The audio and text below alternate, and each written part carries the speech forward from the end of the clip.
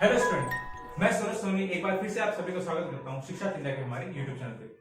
तो जैसे कि गेट के फॉर्म भरे जा चुके हैं और बहुत जल्दी लाइक आफ्टर 3.5 मंथ्स के बाद में आपका गेट एग्जाम भी है।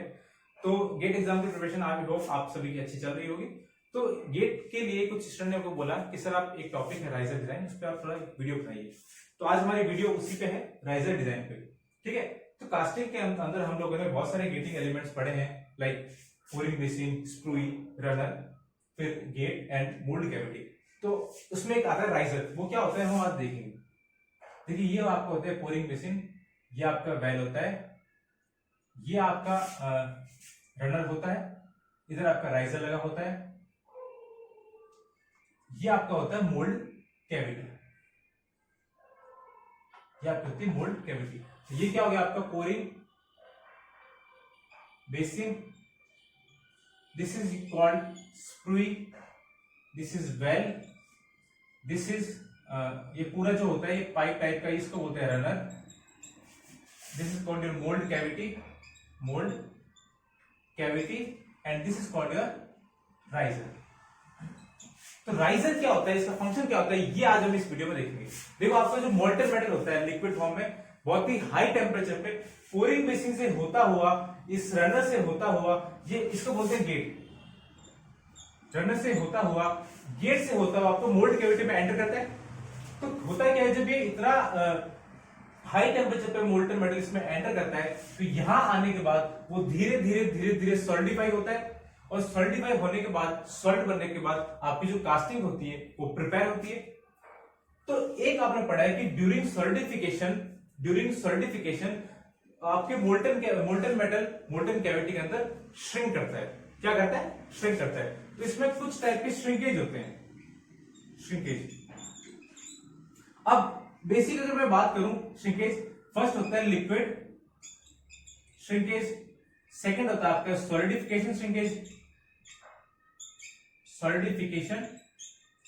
श्रिंकेज, एंड थर्ड होता है आपका सॉलिड श्रिंकेज। अब ये तीनों होते क्या है, देखो दोस्तों, जब आपका मोल्टन मेटल यहाँ पे लिक्विड फॉर्म में रहता है, स्टार्टिंग में बहुत हाई टेम्परेचर पे रहता है, धीरे धीरे जब आपका टेम्परेचर इसका लूज होता है, तो लो डेंसिटी से जब वो हाई डेंसिटी में जाता है, तो वो आपका लिक्विड श्रिंक करेगा। तो श्रिंक करेगा तो उसका वॉल्यूम थोड़ा कम हो जाएगा वॉल्यूम। ये तो हो गया, इसको बोलते हैं आप लिक्विड श्रिंकेज। नाउ अब जब लिक्विड आपका श्रिंक होने के बाद में, लिक्विड से जब सॉलिडिफिकेशन, सॉलिड बनने की फेज चेंज के टाइम पे होगा, तो उस केस में उस टाइम पे जो श्रिंकेज होता है उसको हम बोलते हैं सॉलिडिफिकेशन श्रिंकेज। और आफ्टर गेटिंग सॉलिडिफाइड, जब वो सॉलिड बन जाता है, अभी भी उसका टेम्परेचर बहुत हाई है, उसको रूम टेम्परेचर पे आते आते फिर उसकी डेंसिटी बढ़ेगी, और फिर उसमें जो श्रिंकेज होता है उसको बोलते हैं सॉलिड श्रिंकेज। अब तीनों श्रिंकेज मैंने आपको क्यों बताया, देखिए जब ये आपका फॉर्म लिक्विड फॉर्म और सॉलिडिफिकेशन, इन दोनों केस के अंदर जब आपका श्रिंक करता है, तो उस केस में जब आपको ये कैविटी में श्रिंक करता है, जब ये आपके श्रिंक करता है, आपका जो वॉल्यूम कम होता है, तो आपको यहाँ पे एक्स्ट्रा स्पेस बच जाता है जहां पे वॉल्यूम नहीं है, क्योंकि आपका मोल्टन कैविटी का साइज ज्यादा है। तो उस केस में जो आपका ये राइजर होता है, ये आपको एक्स्ट्रा मटेरियल प्रोवाइड करता है। एक्स्ट्रा जो लिक्विड मटेरियल होता है, ये राइजर आपको प्रोवाइड करता है, just to compensate that shrinkage loss. Okay, अच्छा, अगर ये जब सॉलिड, पहले सॉलिड बन जाता है, अगर ये सॉलिड बन गया, उसके बाद यहां से लिक्विड एंटर कर नहीं सकता, क्योंकि वो ऑलरेडी यहां पे सॉलिड है। इसीलिए हम कहेंगे कि राइजर जो होता है आपके during liquid shrinkage and solid shrinkage के टाइम ही आप राइजर यूज करते हैं। राइजर जो आपका होता है वो कंपनसेट करता है उस लिक्विड को ड्यूरिंग लिक्विड श्रिंकेज और सॉलिडिफिकेशन श्रिंकेज। अच्छा, तो फिर सॉलिड श्रिंकेज के लिए क्या होता है, देखिए सॉलिड श्रिंकेज को हम कंपनसेट करने के लिए हम ऑलरेडी मोल्टन कैविटी का साइज पहले थोड़ा सा बढ़ा देते हैं। हमें पता होता है कि इतना सॉलिड श्रिंकेज करेगा, तो हम उसके अकॉर्डिंग हम मोल्टन कैविटी का साइज थोड़ा सा ज्यादा रखेंगे तरह से, ताकि श्रिंक होके वो ओरिजिनल साइज में आ जाए। तो यहाँ आपको समझ आ गया कि जो राइजर होता है ये आपका लिक्विड श्रिंकेज और सॉलिडिफिकेशन श्रिंकेज को कंपनसेट करता है। क्या है राइजर, कैसा है, देखो मैं आपको अगर बेसिक एग्जांपल दूं कि सपोज आप मार्केट जाते हैं, कुछ सामान लेने मार्केट जाते हैं, और आप एस्टिमेशन करते हैं कि आपका सामान 100 रुपए का आ जाएगा, बट फिर भी आप क्या करते हैं कि 10 से 20 रुपए आप एक्स्ट्रा रखते हैं, कि सपोज कोई आइटम, कोई चीज की रेट 2-3 रुपए एक्स्ट्रा हो गई, तो आपके पास एक्स्ट्रा पैसे हो, आप उस लॉस को कॉम्पेंसेट कर सके, है ना। यही काम राइजर का है। लाइक हम देखते हैं घरों में वाटर डिस्पेंसर लगे होते हैं, एक नीचे डिस्पेंसर होता है, ऊपर बॉटल लगी होती है, तो डिस्पेंसर जैसे ही पानी खत्म होता है ऊपर से वाटर से उसमें पानी एंटर कर जाता है, तो वो भी एक टाइप का राइजर है, उसको एडिशनल जो मटेरियल होता है वो प्रोवाइड करता है। तो ये राइजर हो गया, और ये किस टाइम पे आपको कहाँ हो गया, कौन से श्रिंकेज में राइजर काम आता है वो मैंने आपको बता दिया। अब राइजर के डिफरेंट डिफरेंट टाइप होते हैं। देखिए इस केस में राइजर आपका साइड में लगा है, आपको उसमें राइजर इधर लग जाए, हो सकता है आपका राइजर ऊपर लग जाए, तो इसको बोलते हैं साइड राइजर, इसको बोलते हैं टॉप राइजर। ये क्या होता है अभी हम डिटेल में देखेंगे, जिसमें आपको मैं बेसिक बता रहा हूं। साइड पर राइजर लगा तो उसको साइड राइजर बोलते हैं, टॉप पे लगा तो उसको हम टॉप राइजर बोलते हैं। ठीक है, अभी हम इसको डिटेल में पढ़ेंगे, तो राइजर का आपको समझ में आ गया बेसिक। अब हम आगे चलते हैं। एक राइजर को डिटेल में पढ़ने से पहले, इसके डिजाइन करने से पहले मैं आपको एक चीज बताता हूं, उसका नाम है कूलिंग कैरेक्टरिस्टिक। कूलिंग कैरेक्टरिस्टिक, देखिए क्या होती है कूलिंग कैरेक्टरिस्टिक वो भी देखना। कूलिंग कैरेक्टरिस्टिक्स, कूलिंग कैरेक्टरिस्टिक जो डिफाइन करते हैं इसको defined as A by V। A आपका होता है सरफेस एरिया एंड V आपका होता है वॉल्यूम। देखिए ध्यान से देखा क्या होता है, इसी पे सारा खेल है। जैसे मान लो मैं एक मोल्ड कैविटी बनाता हूं और मैं इस साइड में राइजर बनाता हूं, this is your riser, this is your mould cavity. अच्छा एक बात बताइए, जो मोल्ड कैविटी का एरिया इससे ज्यादा है, देखो ना, देख के पता लग रहा है इसका वॉल्यूम इससे ज्यादा है, इसका एरिया इससे ज्यादा है, तो मैं अगर बोलूं कि इसका एरिया ज्यादा है, इसका एरिया कम है, तो एक हमने हीट ट्रांसफर पढ़ते हैं, जो हीट ट्रांसफर होता है directly proportional to area. Area मतलब सरफेस एरिया, जितना ज्यादा सरफेस एरिया होता है उतना ही ज्यादा हीट ट्रांसफर होता है। ओके, अगर मान लो मैं राइजर का सरफेस एरिया ज्यादा कर दूं तो उससे हीट ट्रांसफर ज्यादा होगा ना। अगर हीट ट्रांसफर ज्यादा हुआ तो इसके अंदर जो लिक्विड मेटल है वो जल्दी ठंडा हो जाएगा, क्योंकि आपका हीट ट्रांसफर बढ़ गया, जल्दी ठंडा हो गया। और अगर ये इससे पहले सॉलिड बन गया, ये अगर इससे पहले सॉलिड बन गया, तो क्या ये इसको लिक्विड मेटल प्रोवाइड करेगा? नहीं करेगा। अगर ये पहले सॉलिड बन गया, ये लिक्विड रहा, तो ये कर सकता है, बट अगर यही पहले सॉलिड बन गया तो यहां अगर श्रिंक कर रहा है तो ये इसको मेटल प्रोवाइड एक्स्ट्रा नहीं कर सकता। तो कहने का मतलब क्या हुआ कि राइजर के अंदर हीट ट्रांसफर ज्यादा कम होना चाहिए कंपैरेटिवली इसके कास्टिंग के, इसको हम बोलते हैं कास्टिंग, ये आपकी कास्टिंग होगी। तो अब जिसका सरफेस एरिया ज्यादा होगा उसकी कूलिंग कैरेक्टरिस्टिक ज्यादा होगी। तो मैं क्या बोल सकता हूं कि जो आपकी कूलिंग कैरेक्टरिस्टिक है, cooling characteristic of riser should be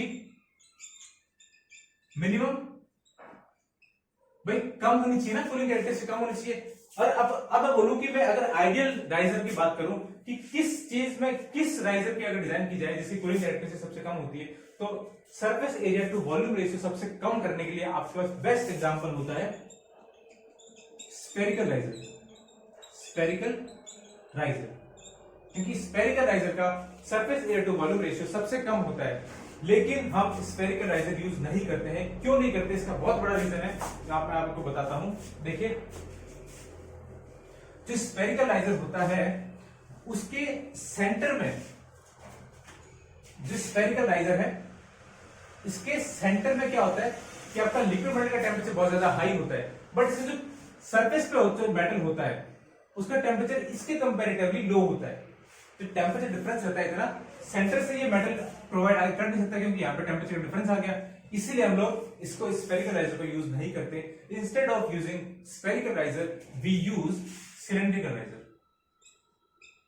cylindrical riser, अब सिलेंड्रिकल राइजर क्या होता है, ये आपको हो गया सिलेंड्रिकल राइजर, इसका ये हाइट हो गई h और डायमीटर हो गया d। स्फेरिकल, देखो आइडियल शेप में स्फेरिकल ही बेस्ट रहता है, लेकिन स्फेरिकल में कुछ इश्यू होने के, कुछ दिक्कत होने की वजह से हम लोग ये यूज नहीं करते हैं और हम लोग सिलेंड्रिकल राइजर यूज करते हैं, क्योंकि नेक्स्ट बेस्ट केस आपका यही देगा। अब इसमें डायमीटर एंड हाइट के क्या क्या रिलेशन होते हैं वो हम आगे पढ़ेंगे, top riser and side riser के केस के अंदर, कि इनमें optimize best minimum surface area के लिए क्या क्या रिलेशन हो सकते हैं वो हम आगे देखेंगे। ठीक है, अभी आपको ध्यान रखना है कि हम लोग राइजर डिजाइन के लिए हम लोग सिलेंड्रिकल राइजर पढ़ेंगे, स्फेरिकल हम लोग यूज नहीं करते हैं। ओके, आई होप इतना आपको समझ में आया होगा। अब हम आगे चलते हैं। ओके, कूलिंग कैरेक्टरिस्टिक आपको समझ में आ गया। ऐसे ही कूलिंग कैरेक्टरिस्टिक आपका होता है A by V।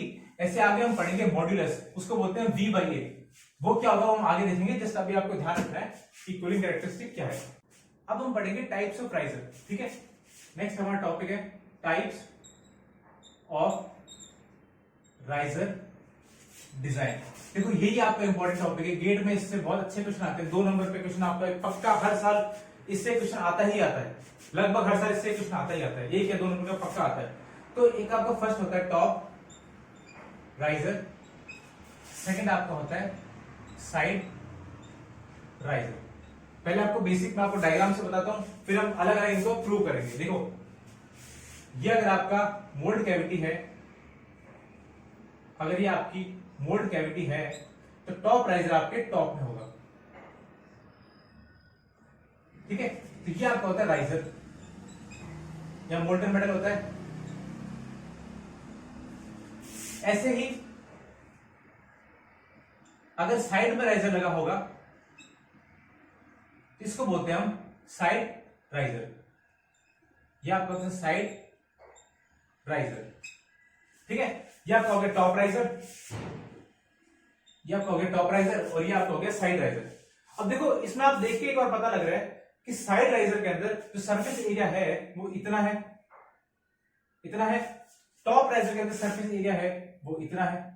तो एक बार आपको देख के पता लग रहा है कि टॉप राइजर में सरफेस एरिया थोड़ा सा इससे कम है। इसका मतलब कहने का मतलब क्या है कि टॉप राइजर आपका थोड़ा सा इससे ज्यादा इफेक्टिव है। देखो जितना कम सरफेस एरिया होगा उतना कम हीट ट्रांसफर होगा, उतना ही ज्यादा ये इफेक्टिव होता है। तो हम एक बार देखने से बोल सकते हैं कि टॉप राइजर जो आपका होगा वो मोस्ट इफेक्टिव होगा या फिर ज्यादा इफेक्टिव होगा साइड राइजर से, ठीक है। तो अब हम इसको अलग अलग पढ़ेंगे। अगर मैं आपको बेसिक इनका वर्ड बोलूं, सपोज हम बेसिक कुछ पैरामीटर्स मानते हैं। वी आपको मानता हूं कि वॉल्यूम ऑफ राइजर है। ए में मानता हूं आपका सरफेस एरिया ऑफ राइजर है। फिर अगर मैं आपको स्मॉल डी मानता हूं diameter of riser, and small H में मानता हूं हाइट ऑफ द राइजर। ये कुछ बेसिक पैरामीटर्स मैंने मान लिए। वी आपका वॉल्यूम हो गया, और ए आपका सरफेस एरिया हो गया, डी डायमीटर हो गया, और एच आपका हाइट हो गया। तो चलो हम पहले बात करते हैं साइड राइजर के बारे में, कि अगर हम साइड राइजर यूज करें तो उसमें क्या क्या केस पॉसिबल है, क्या होगा उसके अंदर। तो फर्स्ट मैं बात करता हूं साइड राइजर। फिर से हम डायग्राम बना रहे हैं साइड राइजर का। ये आपका मोल्ड कैविटी हो गई, ये साइड राइजर आपका हो गया। मानता हूं ये आपका डी डायमीटर है और ये आपकी एच हाइट है। पैरामीटर डिफाइंड है, वी इसका वॉल्यूम है, इसका वॉल्यूम वी है, और इसका ए सरफेस एरिया है। ओके, तो मैं वॉल्यूम लिखता हूं, इसका वॉल्यूम वी क्या बोलता हूं, pi by 4 D square H होगा फर्स्ट इक्वेशन। अगर मैं सरफेस एरिया बोलूं, इसका surface area A, surface area देख के बताओ, एक तो पाई डी एच हो गया, पाई डी एच प्लस, देखो दो ऊपर सर्कल बनेंगे, एक ऊपर एक नीचे, तो मैं क्या पूछता हूं pi by 4 D square into 2, क्योंकि दो एरिया है, ये सरफेस एरिया हो गया, ये इसका वॉल्यूम हो गया। अब मुझे क्या करना है, इसकी कूलिंग कैरेक्टरिस्टिक निकालनी है।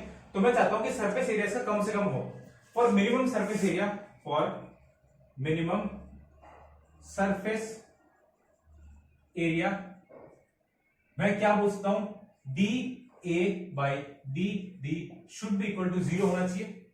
D A by D D should be equal to 0। अच्छा, मैंने D A by D D क्यों किया, मैं डी एच क्यों नहीं किया? देखो यार दोस्तों, एक बात बताओ कि सरफेस एरिया में आपके दो पैरामीटर है, डी और एच। डी, ठीक है, तो आप दो पैरामीटर होने के बाद दोनों वेरिएबल है, तो आप क्या करोगे, डिफरेंशिएट करने के लिए आपको सिंगल वेरिएबल में कन्वर्ट करना पड़ेगा। आपने पढ़ा है डिफरेंशिएशन में। तो हम क्या करते हैं कि यहां से डी और एच में से कोई भी एक की वैल्यू यहां से निकाल के यहां पुट करते हैं। तो अब मैं बोलूंगा D A by D D, D by D D. मैंने क्या किया, यहां से एच की वैल्यू निकाल के यहां पुट कर दूंगा, तो पाई into D into H, H की वैल्यू क्या होगी 4v upon pi D square. देखो ना यार, यहां से हो गया plus pi by 4 D square into 2, ये आपका 0 होना चाहिए। चलो सॉल्व करते हैं इसको। पाई से पाई कट गया, डी से डी कट गया, ये 4v/d बच जाएगा। तो इसका डिफरेंशिएट करूंगा तो माइनस का 4v/d स्क्वायर बचेगा, प्लस में ये आपका पाई/2 आगे आ जाएगा इंटू 2d हो जाएगा इक्वल टू 0। यहां से जब आप सॉल्व करेंगे देखो ये 4v/d स्क्वायर इधर आ जाएगा, d से d कट जाएगा, 2 से 2 कट जाएगा, तो यहां पे क्या बनेगा देखो 4v/d square equal to pi into D बन जाएगा। अब 4v की वैल्यू तो पाई/4 d square h divided by d square equal to pi into D. 4 से 4 गया, पाई से पाई गया, d स्क्वायर से d स्क्वायर गया, h इक्वल टू d आ जाएगा। तो यहां से मैं क्या बोलूंगा h इक्वल टू d। ये आपको किस केस में आया, साइड राइजर की। अगर मैं बोलूं कि साइड राइजर में आपको मिनिमम सरफेस एरिया चाहिए तो आपके राइजर का डायमीटर और हाइट बराबर होनी चाहिए, ये हमने प्रूव कर दिया। अब मैं कूलिंग कैरेक्टरिस्टिक निकालता हूं, अगर cooling characteristic A by B, देखो A बाय B, यहां पे A सरफेस एरिया में H इक्वल टू D आपको पुट करना है, सरफेस एरिया में कहां गया ये, तो यहां से मैं डायरेक्टली लिख रहा हूं pi d square plus pi by two d square. देख लो आपको यही आएगा पाई/2 d स्क्वायर, और वॉल्यूम कितना है pi by four d square into d। इसको आप सॉल्व करोगे ना, देखो पाई d स्क्वायर सब जगह कट जाएगा, ऊपर 1 प्लस 1/2 3/2, नीचे 3/1/4, तो ये सॉल्व होकर बन जाएगा 6 डिवाइड बाई d। तो ये कूलिंग कैरेक्टरिस्टिक इसकी आ गई 6 divide by d, cooling characteristic of side riser. Side riser cooling characteristic क्या है 6/d for h equal to d। अब ऐसे ही हम क्या करेंगे, साइड राइजर के साथ साथ हम टॉप राइजर भी देखते हैं। अब हम बात करेंगे टॉप राइजर की। टॉप राइजर के केस में क्या होगा, आपका जो राइजर है ये टॉप पे आ जाएगा, सेम वही है, इसकी हाइट h और डायमीटर d हो जाएगा, वॉल्यूम अभी भी सेम है पाई/4 d स्क्वायर h हो जाएगा। सरफेस एरिया देखो, अब मैं यहां पे एक बात करता हूं, सरफेस एरिया देखो इसका बदल जाएगा। तो सरफेस एरिया क्या होगा, एक पाई डी एच तो आपका हो ही होगा, पाई डी एच तो ये आपका हो ही गया, साथ में वो एक सरफेस एरिया ऊपर का है, इस बार नीचे का नहीं है, सिर्फ ऊपर का है, तो पाई/4 डी स्क्वायर। अब same for minimum surface area D A by D D equal to 0 put करना है, तो चलिए D A by D D equal to D by D D. यहां पे क्या था पाई डी, एच की वैल्यू यहां से पुट करो 4v by pi D square plus pi by four D square equal to 0। तो सॉल्व करते हैं, चलो देखो दोस्तों, पाई से पाई चला जाएगा, सेम वही माइनस का 4v by D square plus में ये आपका हो जाएगा pi by two D equal to 0। Solve करो, 4 pi by four D square H divided by D square equal to pi by two into D. 4 से 4 गया, पाई से पाई गया, डी स्क्वायर से डी स्क्वायर गया, h इक्वल टू d/2 आ गया। तो यहां से क्या आया, h इक्वल टू d/2। ये केस में आ गया टॉप राइजर। चलो एक बार h इक्वल टू d/2 आया, अब एक बार इसकी क्या करते हैं, कूलिंग कैरेक्टरिस्टिक निकालते हैं। तो cooling characteristic of top riser, यहां पर a बाई v होगा। a कितना है आपके दोस्तों, देखो a आपका दिया है पाई d इंटू d/2, देखो मैं यहां से सीधे वैल्यू पुट कर रहा हूं, plus pi by four D square divided by pi by four D square into d/2। इसको आप सॉल्व करेंगे ना, तो ये भी आपका आएगा 6/d। तो क्या मैं पूछता हूं कि कूलिंग कैरेक्टरिस्टिक दोनों केस में either this is side riser या फिर टॉप राइजर हो, कूलिंग कैरेक्टरिस्टिक सेम आ रही है, बट कंडीशन डिफरेंट है। वहां क्या था, अगर मैं कंपेयर करता हूं, अगर मैं कंपेयर करूं कि टॉप राइजर और साइड राइजर के बीच में, तो सेम कूलिंग कैरेक्टरिस्टिक के लिए आपके H और D के रिलेशन डिफरेंट है। क्या रिलेशन है, साइड राइजर के अंदर आपको पता है कि for the side riser H equal to D होता है, और for the top riser H equal to आपका होता है d/2। देखो इफेक्टिव आ गया ना, सेम कूलिंग कैरेक्टरिस्टिक के लिए आपको अगर साइड राइजर लगाओगे तो H और D सेम होना चाहिए, और उसी सेम कूलिंग कैरेक्टरिस्टिक के लिए अगर आप टॉप राइजर लगाते हो तो उसकी हाइट आप d/2 कर सकते हैं, राइजर का साइज आपका आधा हो गया। तो इसीलिए हम लोग टॉप राइजर को प्रेफर करते हैं instead of using side riser, we prefer top riser. Okay, तो ये तो हो गया राइजर की डिजाइन। अब देखो कि हम राइजर का कितना वॉल्यूम रखें, volume of riser, volume of riser, कि राइजर का वॉल्यूम कितना होना चाहिए। मैंने क्या बात कर रहा हूं, वॉल्यूम ऑफ राइजर। देखो जब आपका श्रिंकेज, कैविटी में श्रिंकेज होगा तो उसमें जो वॉल्यूम कम होगा तो हम क्या करते हैं कि सपोज ये आपकी मोल्टन कैविटी है, ये आपका राइजर है, इसमें श्रिंक हो गया, इसमें कुछ श्रिंक हुआ और जितना श्रिंक मटेरियल हुआ उससे कम इसमें ये प्रोवाइड नहीं करा पाया तो इसमें श्रिंकेज रह गया और इसमें वही कैविटी बन गई, इसका मतलब ये इफेक्टिव नहीं है। तो हम क्या करते हैं कि उसमें भी हम अलाउंस देते हैं, हम क्या करते हैं 3 times percentage of volume shrinkage. हम बोलते हैं कि हम मानते हैं कि इतना परसेंट वॉल्यूम इसका श्रिंक करेगा, उसका 3 टाइम हम राइजर का वॉल्यूम रखते हैं। तो वॉल्यूम ऑफ राइजर क्या होगा, 3 into percentage of volume shrinkage. ठीक है, तो राइजर डिजाइन हमें समझ में आ गई, राइजर क्या होता है और इसकी डिजाइन क्या होती है और कितना इसका वॉल्यूम होना चाहिए। अब हम इस पे एक सिंपल सा क्वेश्चन करेंगे, चलिए आगे देखते हैं। ओके, एक क्वेश्चन करते हैं इस पे, अच्छा बहुत अच्छा क्वेश्चन है, सिंपल सा क्वेश्चन है, गेट में इस तरह क्वेश्चन आते हैं और इसके बाद हम पढ़ेंगे मॉडुलस मेथड और फिर हम क्लास को खत्म करेंगे। चलिए आगे देखते हैं। तो चलिए अब हम नेक्स्ट क्वेश्चन करते हैं। हमारा क्वेश्चन क्या है, देखो आई होप आपको, देखो यार मैंने बहुत कोशिश की, आपको मतलब समझ में आया होगा। अगर नहीं समझ में तो प्लीज आप मुझे मैसेज कीजिए, नीचे कमेंट कर दीजिए, मैं आपको फिर से जिस स्टूडेंट को डाउट होगा मैं फिर से बताऊं। ओके, तो क्वेश्चन करते हैं, in a sand moulding process it is decided to replace a spherical riser of 100 mm diameter using a cylindrical side riser with h equal to d। देखो ये ध्यान रखना, h इक्वल टू d आपको दे रखा है, h equal to d under identical cooling characteristic conditions, what are the dimension of cylindrical riser. ठीक है, आपको क्या किया है, दिया गया है यहाँ पे स्फेरिकल राइजर, स्फेरिकल राइजर। देखो स्फेरिकल राइजर जनरली हम लोग यूज नहीं करते हैं, बट क्वेश्चन में अगर दे रखा है आइडियल राइजर होता है तो यहां हमें देना पड़ेगा स्फेरिकल राइजर। अब बोला आपको सेम देखो आइडेंटिकल कूलिंग कैरेक्टरिस्टिक कंडीशन, तो मैं पहले इसकी कूलिंग कैरेक्टरिस्टिक निकालूंगा ऑफ स्फीयर। देखो स्फीयर का सरफेस एरिया कितना होता है 4 पाई आर स्क्वायर और वॉल्यूम कितना होता है 4/3 पाई आर क्यूब। यहां से बोल सकता हूं कि इसका 3/r या फिर 6/d इसका कूलिंग कैरेक्टरिस्टिक इसकी होती है, 6/d स्फीयर की। अब अगर मैं सिलिंड्रिकल राइजर निकालूं, सिलिंड्रिकल राइजर कूलिंग कैरेक्टरिस्टिक निकालता हूं इसकी। देखो यार चाहो तो आप फॉर्मूले से कर सकते हो, बट अभी अभी जस्ट हमने प्रूव किया है कि साइड राइजर केस में अगर h इक्वल टू d है तो उसकी कूलिंग कैरेक्टरिस्टिक होती है 6/d ऑफ सिलेंडर। और आपको क्वेश्चन में क्या दिया, अंडर आइडेंटिकल कूलिंग कैरेक्टरिस्टिक, तो मुझे क्या करना है कि a/v ऑफ स्फीयर जो है वो a/v ऑफ सिलेंडर करनी है। यहां से मैं पूछता हूं कि 6/d sphere equal to 6/d cylinder होगा, तो यहां से d स्फीयर और d सिलेंडर बराबर आ जाएगा। तो क्या मैं बोल सकता हूं कि d ऑफ सिलेंडर जो आपका होगा ये भी आपका 100 mm ही होगा।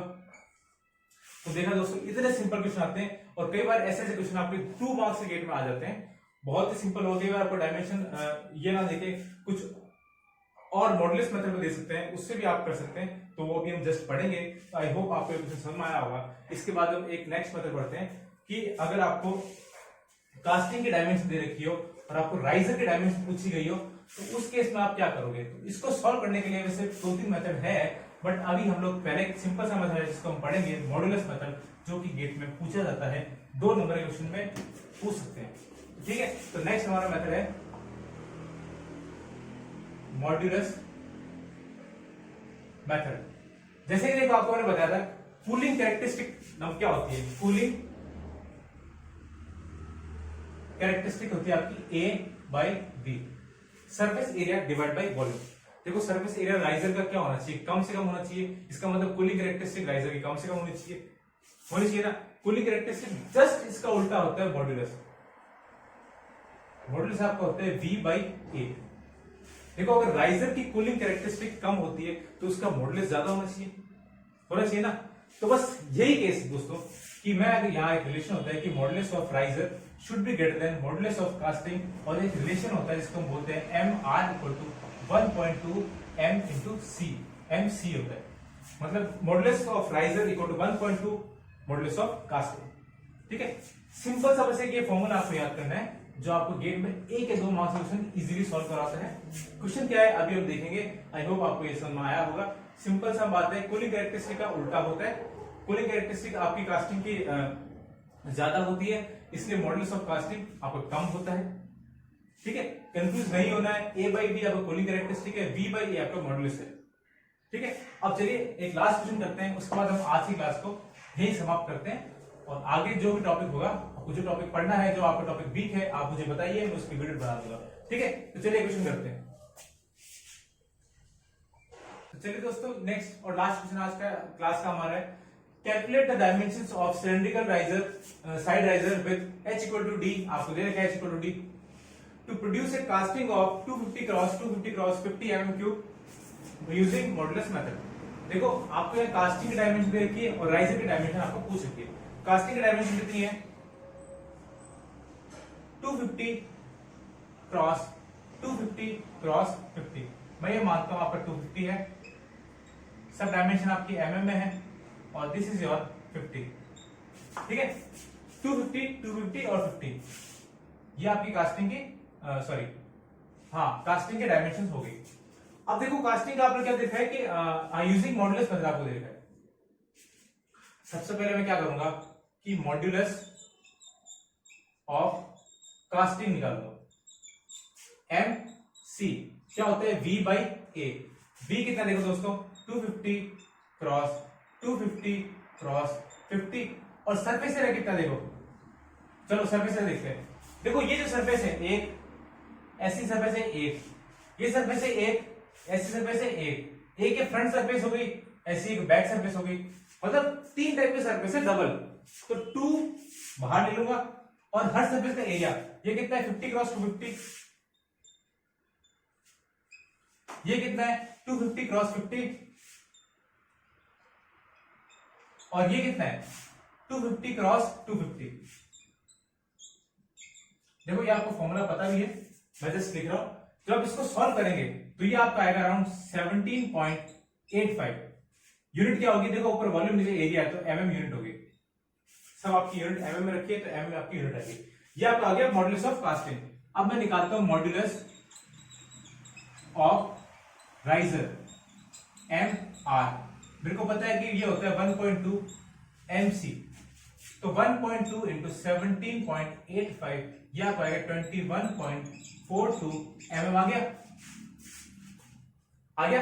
अब मॉडुलस ऑफ राइजर कितना होगा, देखो यहां आपको पता है कि यहां बोला है कि side riser with h equal to d। देखो अगर आपने याद कर रखा है फॉर्मूले तो आपको सिंपल पता होगा, side riser h equal to d के लिए ये होता है आपका 6 बाई d होता है, और सॉरी ये मॉडुलस है तो ये होगा आपका a बाई b का उल्टा, d by 6 into equal to आपको देखा है 21.42। यहां जब आप d निकालेंगे तो ये आएगा 128.57 mm हो गया। तो सिंपल मॉडुलस मेथड का यूज करके हम अगर कास्टिंग की डायमेंशन दे रखी है तो हम राइजर की डायमेंशन निकाल सकते हैं, अगर राइजर की डायमेंशन दे रखी है तो हम कास्टिंग की डायमेंशन निकाल सकते हैं, बिल्कुल निकाल सकते हैं। तो ये बहुत ही सिंपल राइजर का हमने पढ़ा है। इसके क्वेश्चन आते हैं 2 नंबर पे, 1 नंबर के न्यूमेरिकल और ये ऑब्जेक्टिव क्वेश्चन आते हैं। तो आई होप आपको ये समझ में आया होगा। इस टाइप का कोई क्वेश्चन आप गलत नहीं करेंगे, और फिर भी किसी को कोई डाउट है तो प्लीज आप हमें कांटेक्ट कीजिए, हमारा कांटेक्ट डिटेल्स डिस्क्रिप्शन में लिखिए। ठीक है, and thanks for listening this video, and I hope आपका एग्जाम अच्छा हो, आपकी प्रिपरेशन अच्छी चलती रहे। Okay, thank you very much. जय हिंद, जय भारत।